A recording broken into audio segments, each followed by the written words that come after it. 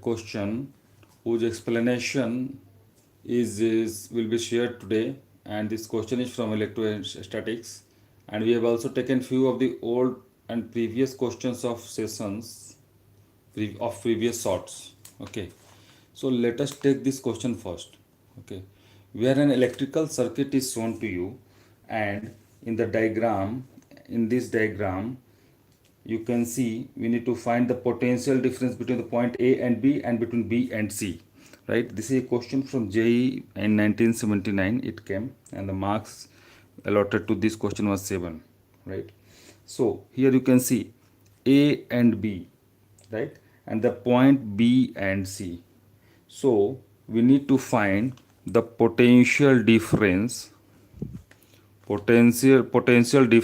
across what, between the 2 points A, B is what, and the another part of this question is that we need to find the potential difference across B and C is what, right? So in this question you can see here this is the point A and this is the point B, right? Similarly, this is the point C and this is point B. So here you can see the voltage or the potential difference across the branch AC is the sum of the total voltage, that is 100 volt over here. Okay, so the potential difference across AC will be equal to 100 volt, isn't it? If the potential difference across AC is 100 volt, then definitely on the same, between the same branches these 2 points are tapped, right? This one, right? Let's say this is Q and this is P, right? Then you can see, let me write some bigger P. Yeah, if the voltage between or the potential difference between A and C is 100, then the potential difference between P and Q is also 100, isn't it? So we can say that potential difference across PQ is also the same, that is equal to 100 volt, right? Now what we will do, here you can see if this 3 and 3, these two capacitances, these two capacitors are in parallel, right? When you stretch this figure, yeah, you can see from this point to this point, then you can see these two capacitance will be look like this, isn't it? Let me show you. And all these capacitance values are in microfarad. So this will be 3 microfarad, and here you will get the point B, right? Point B, and this is elongated, and similarly this one capacitor, one microfarad capacitors, these two capacitors are in, will be acting in a parallel, because this will be the tapping point between this. So you can see from B we can directly elongate it, and 1 microfarad will be looking like this and another will be like this. So this will be 1, this will be 1, this will be 3, and this will be 3. All values are in microfarads, right? So this circuit will be simplifying like this, right? The above circuit will be simplifying like this, and here you can see this point is connected to P, right? And from here this 1 microfarad is connected, which you can see between P and Q. This will be left as it is. So this 1 microfarad will be left over here, and this will be connected like this, right? And here it's Q, and below that this 10 ohm resistance, this A point, right, this 20 ohm, and all these 3 batteries can be accumulated together, and this will give a voltage of 100. So here what we will do, the potential of A, okay, and C will be 100. The potential difference between A and C is 100, and the potential difference between P and Q is also 100. Okay, so that we will be considering. And if the voltage across this combination is V1 and voltage across this combination is V2, then we will be easily calculating the potential difference across A to B and potential difference across B to C, right? Since these two capacitors are in parallel, right? So the equivalent capacitance will be 3 and 3 will be added, because this the resultant capacitance in when the capacitors are connected in parallel, the formula will be opposite to that of resistors, right? So here the equivalent capacitance, let's say for this branch, it will be 3 and 3, it will be 6 microfarad. Okay, I am saying for this part only, right? Let me change over the pen. I am showing for this part, right? And for this, what will be the equivalent capacitance? 1 and 1 will be added, so this will give you 2 microfarad. 2 microfarad. So 6 microfarad will be the potential difference between P and B. So basically the potential of A will be the potential of P, right? These two potentials will be same. So the potential difference across AB will be the same as the potential difference across PB, right? So if the voltage across this one is V1 and voltage across these two parallel combinations of 1 microfarad capacitors is V2, right? Then here you can see potential difference across A to B will be equal to V1. We have assumed it, let it. And across B to C is equal to V2. And these values we need to calculate, right? Now, let me show you how I will be doing it. So here you can see this 100 volt of potential difference between A and C can be said to be equal to V1 plus V2. That means from here to here it's V1, and from B to C or Q it will be equal to V2. So we can write 100 volt equal to V1 plus V2, isn't it? If 100 volt, yeah, I can see a comment. Ibroxim football shorts. Hi, hello. So 100 volt will be equal to V1 plus V2. Are you able to understand it or not? Here the main concept lies that in this question the potential difference between AC will be equal to the potential difference between PQ, right? So 100 volt is the potential difference between AC, and same is the potential difference between PQ, and that is equal to V1 plus V2. So 100 equal to V1 plus V2, right? Now we can say that since these two relations are available and the charge flowing through this circuit from P to B will be the same charge as flowing through B to Q, right? The Q which is flowing through PB, I meant to say here the Q, the charge which is flowing through P to B will be the same charge which will be flowing through B to Q, right? So here also you are getting the same charge, right? Q. Why I am showing it with a different color, so that you will be able to understand the next line. Okay. So here you can see Q is the charge, right? And that is equal to Q equal to CV. You know the formula? Q equal to CV, right? Since Q equal to CV, then charge across this branch is equal to equivalent capacitance of this, that is 6 microfarad into V. So here for this branch for P to B, the Q charge is equal to 6 microfarad into V1, right? Isn't it?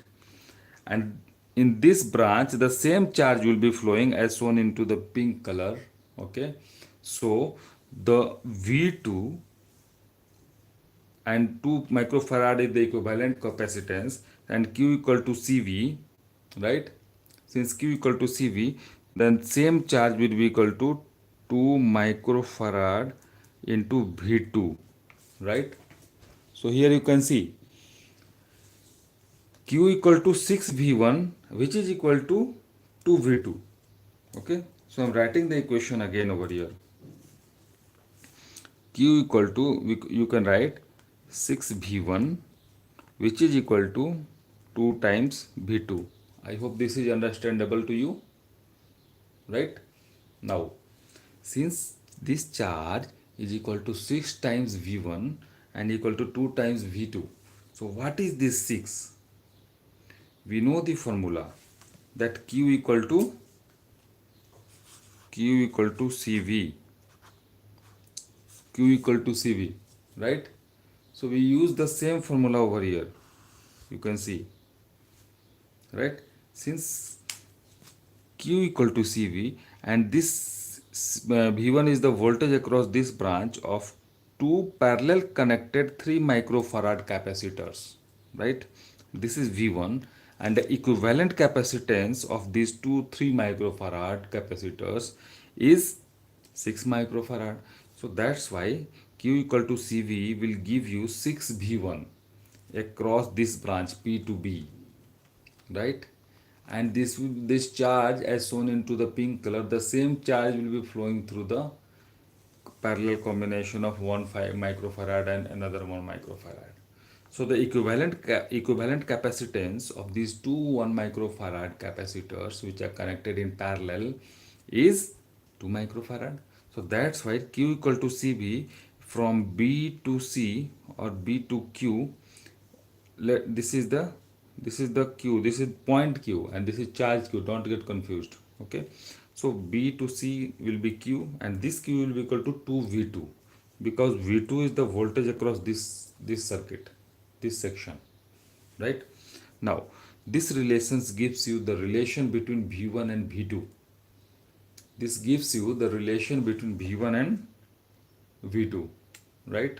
Now what we will be doing, we will replace the value and we can write it 3V1 equal to V2, right?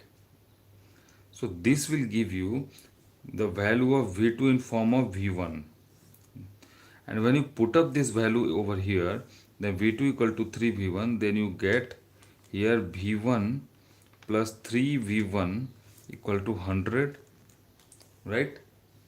And this will give you 4V1 equal to 100, and this will give you the value of V1 as 100 by 4, right? So 100 by 4, which is equal to 25 volt. So 25 volt is the potential difference across A to B, which is V1.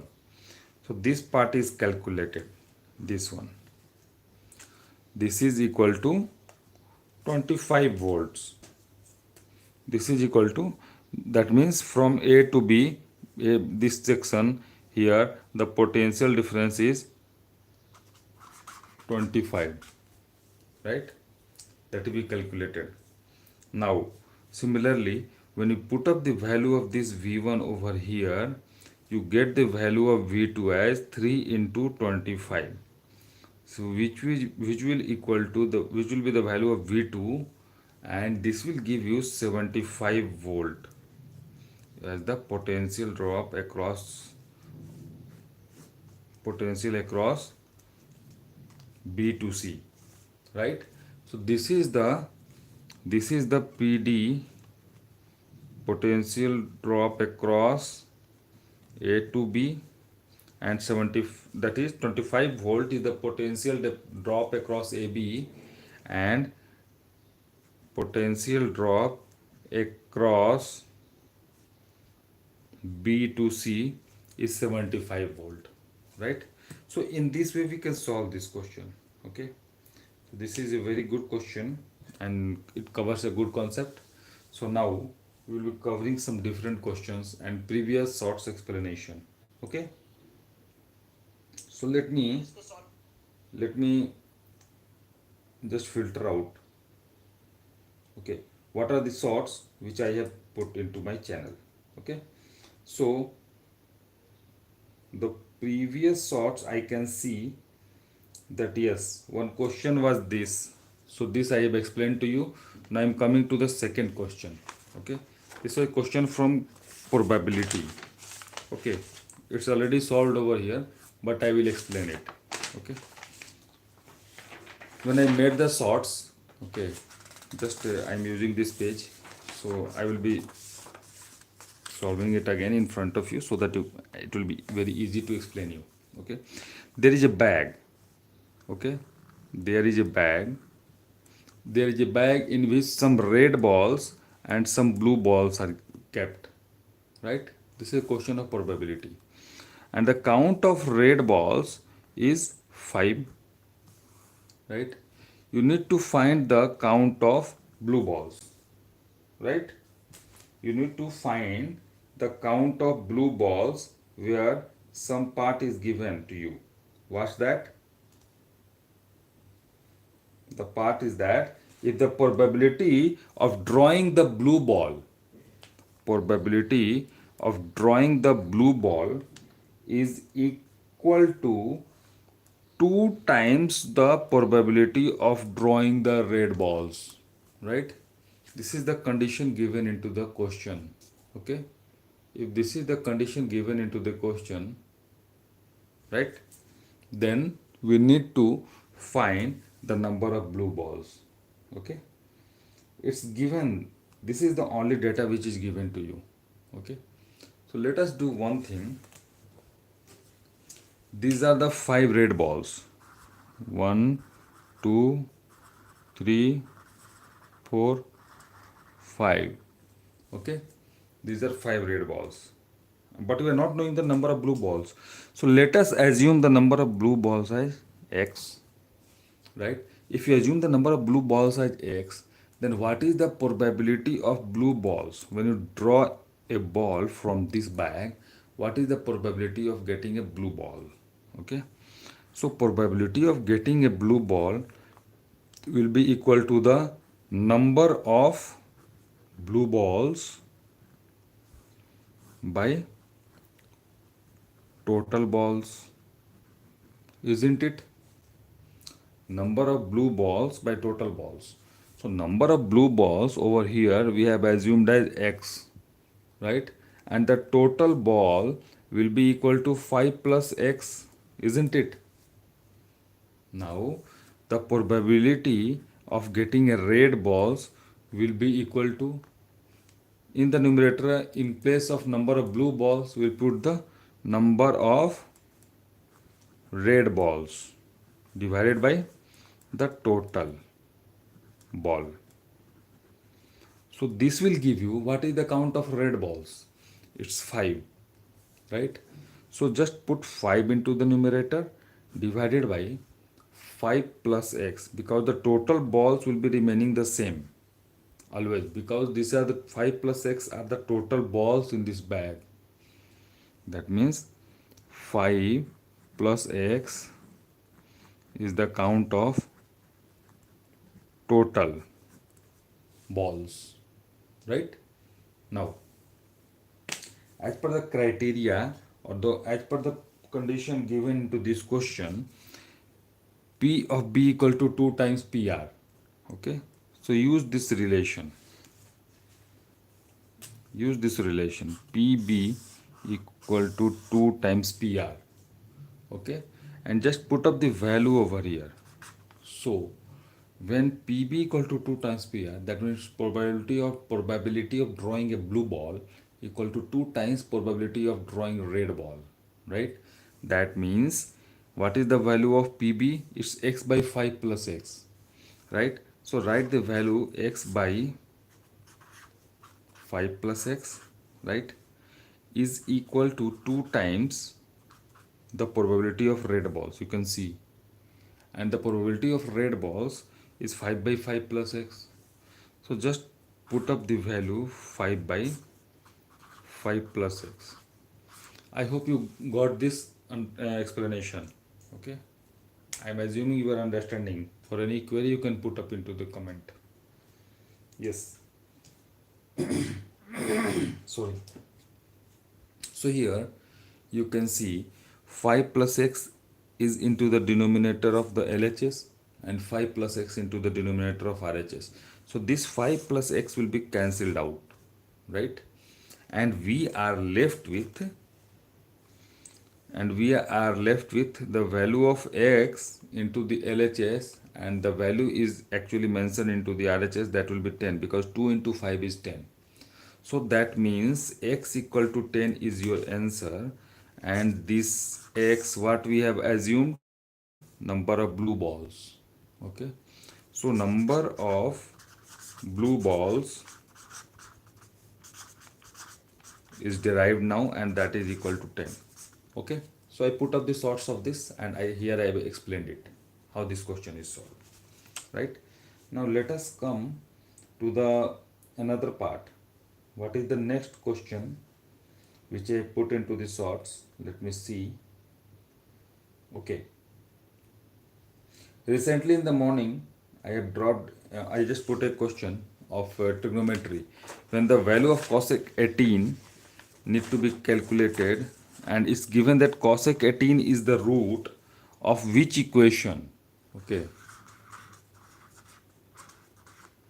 cosec 18 degree is root of some equation, and what is that equation that we need to calculate. Okay, and in that question it's given that root 5 minus 1 by 4 is the value of sine 18 degree. And so here it's given that sine, this is your question. Okay, and it's given that sine 18 degree is root 5 minus 1 divided by 4. So this is the value given to you. You need to find the equation where cosec 18 is the root of that particular equation. So what we will do, since sine 18 value is given to you, so cosec 18 can be easily calculated. Cosec 18 degree is 1 by sine 18 degree, isn't it? And since root 5 minus 1 by 4 is the value of sine 18, so we can write 1 by root 5 minus 1 by 4 is the value of sine 18, and 4 will be going into the numerator, right? So this will be looking like this. Now just do one thing. Just rationalize. When you rationalize it, root 5 minus 1 is into the denominator. Root 5 minus 1 will be multiplied into the numerator and even again into the denominator, so that when this will be cancelled out, effective value will be same, this one, right? Now when you just solve it, you get 4 times root 5 minus 1 into the numerator divided by root 5 minus 1 and root 5 plus 1, that is a minus b. 1 minute, so it will be plus 1 and it will be plus 1, right? Yes. Now root 5, just when you rationalize it, instead of, if here you can see the sign between root 5 and 1, it's minus, then in case of rationalization you need to multiply with the conjugate of that with a positive sign, with a reverse sign, right? So that's why here root 5 minus 1 will be multiplied with root 5 plus 1 and root 5 plus 1 into the numerator and denominator, right? So this will give you 4 times root 5 plus 1, and in the denominator will be a minus b and a plus b. That means a square minus b square, because a minus b and a plus b is a square minus b square. So this will give you the value 4 times root 5 plus 1 by root 5 square will be 5 and 1 square will be 1. So 5 minus 1 will be 4.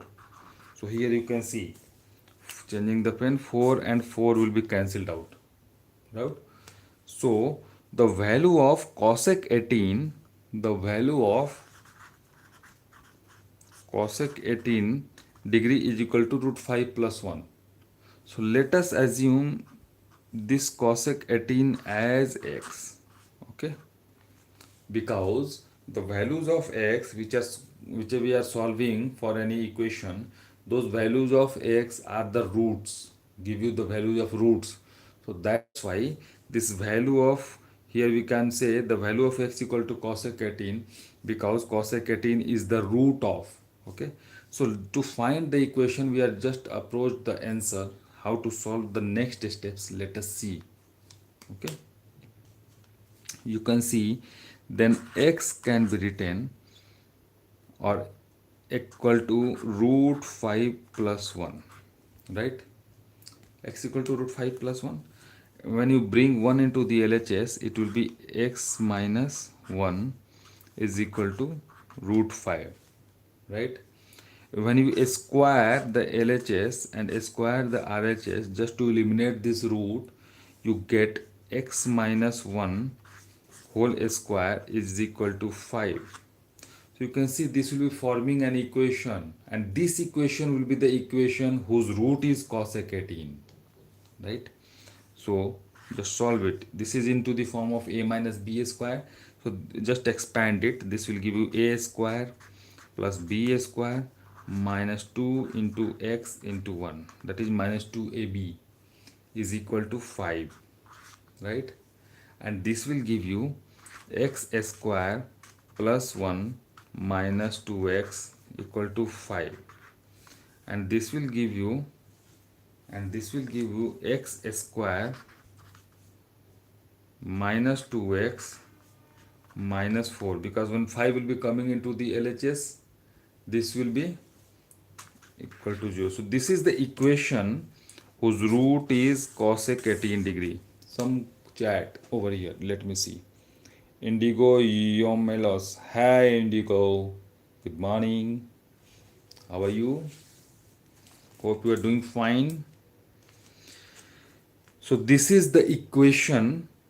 This is the equation whose root is the value of x, that is cosec 18. You can see cosec 18 is the root. This is the root. Yeah, Indigo. Hope you are doing fine. Yep. Any query? I hope you understand the solution. Here in this, I am just in this session I am explaining the sorts, because in the sorts it's very small time, 1 minute. It's in 1 minute of time it's very difficult to explain the questions, right? Pronounce the second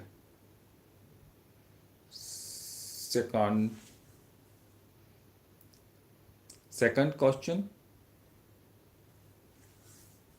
Okay, so here the cosec 18 is the root of this equation, right? This we have identified. Cosec 18 is the root of this equation, right? Yeah, Indigo, can you come again?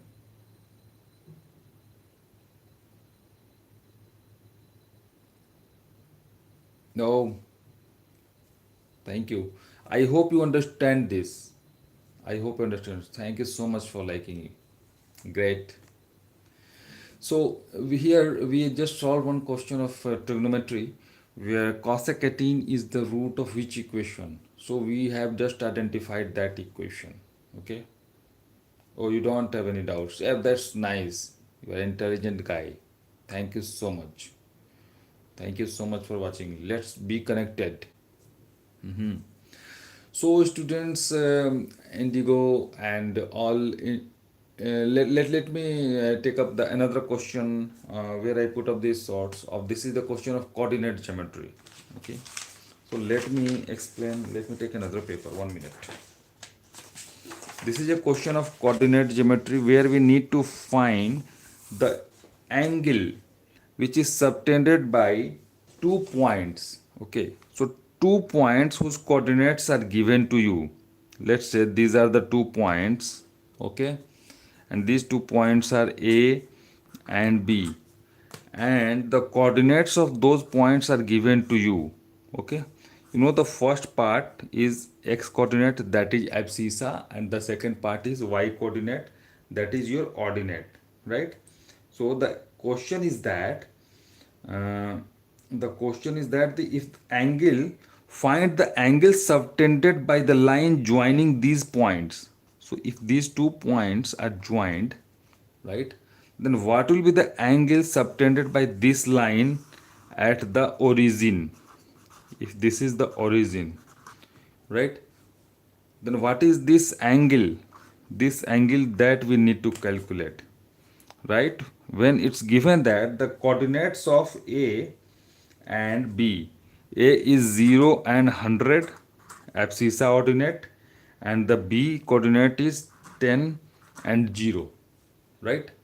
Now what we will do, we'll just to find this angle, just draw the number line first.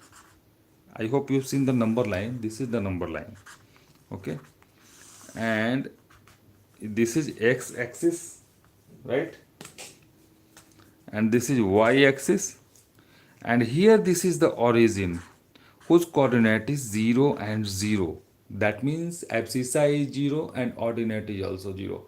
Yeah, nice Indigo, nice. Bye bye, take care, hope you like it.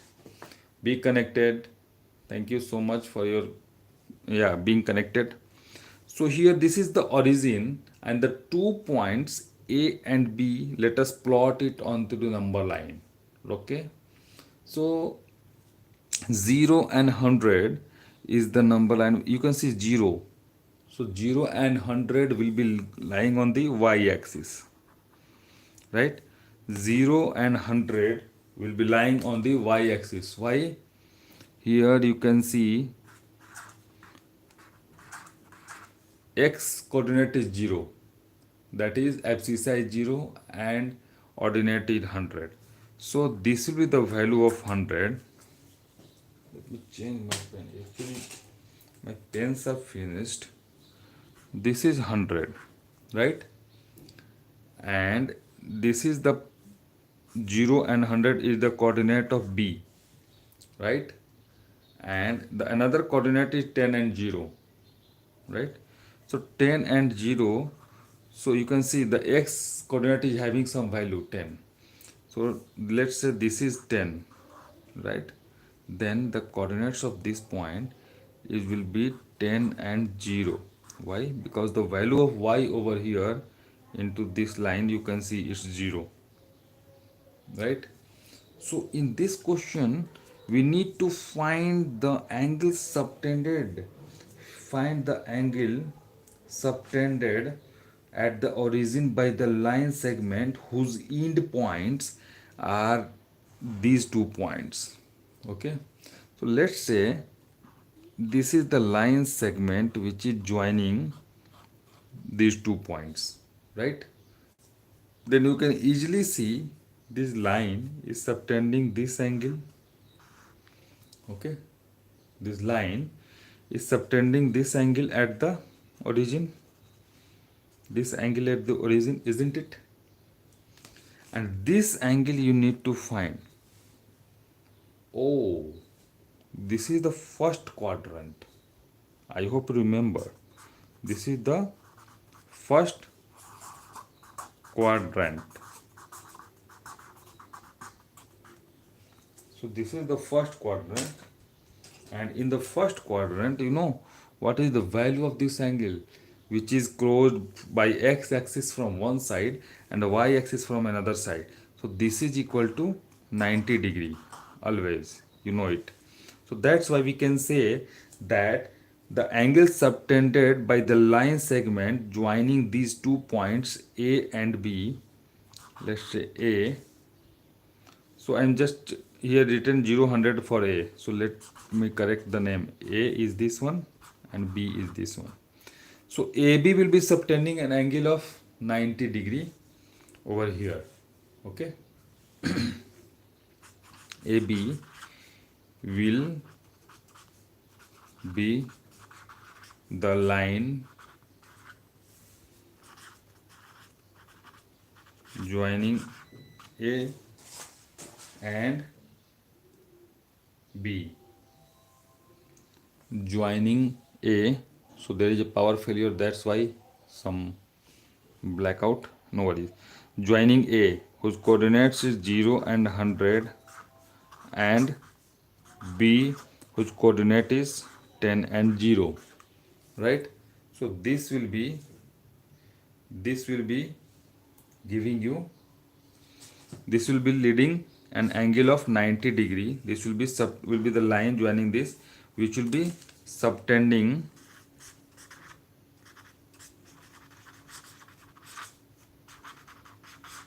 angle of 90 degree, where at origin. So this is your answer, right? I hope you got the explanation. Okay, let me see if any question is left from the previous sorts. Okay. Mm, mm, yes, another question was there. Another question was there that find the value of k if the point, here in this question we need to find the value of k. Okay, this is a question from coordinate.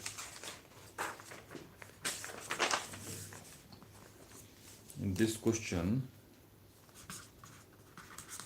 find the value of k. Find k, right? Where if given that p whose coordinate is 0 2, right, is equidistant from 2 points, a whose coordinate is 3 comma k, and b whose coordinate is k comma 5. So this point is equidistant from a and b. That means the length of pa will be equal to length of pb, right? So here we can write, since this p is equidistant from a and p is equidistant from b, then we can write p of a equal to p of b, isn't it? If pa equal to pb, then the length of pa will be equal to the length of pb.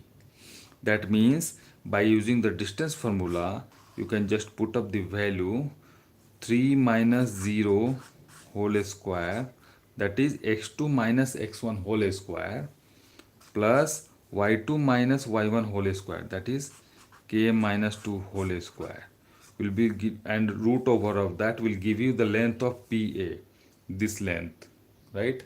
Similarly, pb equal to root over of this one, k minus 0 whole square plus 5 minus 2 whole square, right? And we will take the square root into both these sides. This root will be eliminated, right?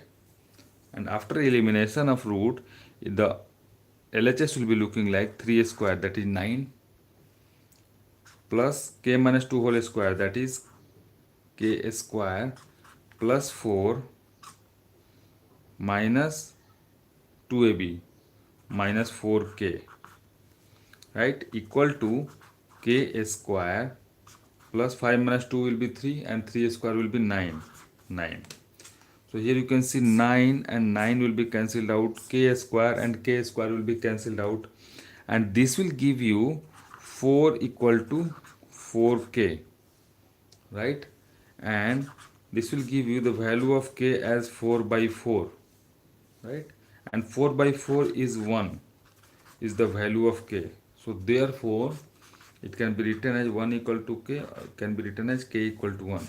So k equal to 1, k equal to 1 is the value of k for p point to be equidistant from a and b, right?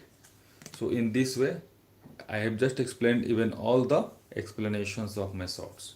Thank you so much for watching, students. Happy learning. Take care. Bye bye.